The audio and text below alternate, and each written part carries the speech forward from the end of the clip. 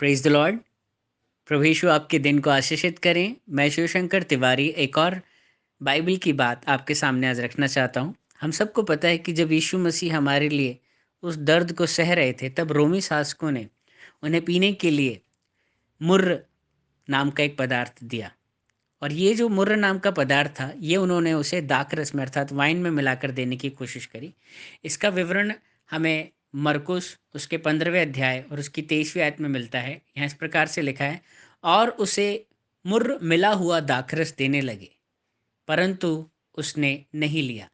मरकुस 15:23 कहता है कि उसे दाखरस में मुर्र मिलाकर देने की कोशिश करी गई। ये मुर्र कैसा पदार्थ है, क्या है ये? इसके बारे में हम जानने की कोशिश करेंगे। इसके अलावा अगर हम देखते हैं मत्ती की किताब उसका 27वां अध्याय और उसकी 34वीं आयत में, वहाँ पर इस प्रकार से लिखा है, they gave him vinegar to drink mingled और mixed with gall, and when he had tasted thereof he would not drink. वहाँ पर इस प्रकार से लिखा है मत्ती 27 में कि उन्होंने सिरके में मिला हुआ एक पदार्थ, उस पदार्थ का नाम था गाल, है ना। गाल नामक पदार्थ को सिरके में, विनेगर में मिलाकर उसे देने की कोशिश करी। अगर हम दोनों ही इन पदार्थों को समझने की कोशिश करें, एक जगह लिखा है मुर्र, जिसे इंग्लिश में मिर कहते हैं, और दूसरा जो पदार्थ लिखा है वह गाल। ये दोनों ही पदार्थ कम्फोरिया नाम की वृक्ष की एक प्रजाति से लिए जाते थे।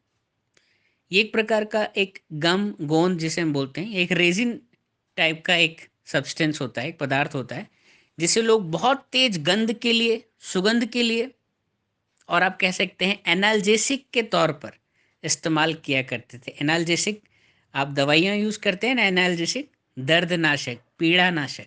जी हाँ, रोमी शासकों ने भी यीशु मसीह को ये पीड़ानाशक पदार्थ जो है दाखरस में मिलाकर, या अगर हम दूसरे दृष्टांत को ले, विनेगर में मिलाकर देने की कोशिश करी। लेकिन यीशु मसीह ने इसे चख कर तुरंत थूक दिया। क्यों थूका यीशु मसीह ने? एक इंसान जो इतने कष्ट में है, इतने दर्द में है, इतनी पीड़ा में है, करा रहा है, यदि आप उसे दर्दनाशक कोई चीज़ देंगे तो वो क्यों नहीं पिएगा? वो तो चाहेगा ना कि उसका दर्द कम हो जाए। लेकिन यीशु मसीह ने क्यों उसे थूका? आपको क्या लगता है? वो इसीलिए हुआ कि यीशु मसीह आपका 100% छुटकारा करना चाहते थे, ना कि 99.99। 100% छुटकारा आपका करना चाहते थे पापों से।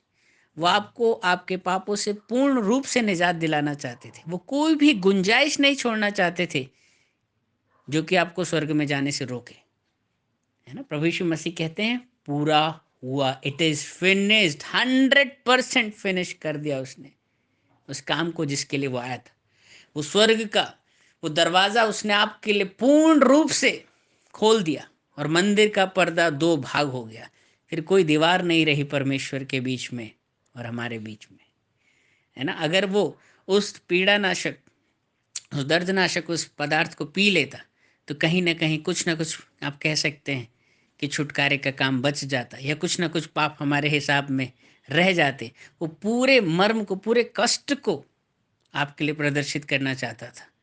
उसका वो गाढ़ा प्रेम, वो गहरा प्रेम इस रूप में प्रदर्शित होता है ना। इसीलिए तो लिखा है इब्रानियों की किताब उसके 4थे अध्याय उसकी 15वीं आयत में, क्योंकि हमारा ऐसा महायाजक नहीं जो हमारी निर्बलताओं में हमारे साथ दुखी ना हो सके, वरन वह सब बातों को हमारी नाई परखा तो गया, तो भी निष्पाप निकला, है ना। क्या लिखा है? क्योंकि हमारा ऐसा महायाजक नहीं जो हमारी निर्बलताओं में हमारे साथ दुखी ना हो सके।